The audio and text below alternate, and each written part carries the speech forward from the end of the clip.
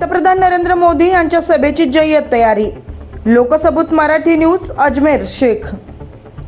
दिनांक 26 सोलापूर लोकसभेचे भाजप आणि महायुतीचे अधिकृत उमेदवार राम सातपुते यांच्या प्रचारार्थ माननीय श्री पंतप्रधान नरेंद्र मोदी यांची सोमवार दिनांक 29 एप्रिल रोजी दुपारी 1 वाजता सोलापुरातील होम मैदान येथे जाहीर सभा होणार आहे। त्या सभेची जय्यत तयारी होत आहे।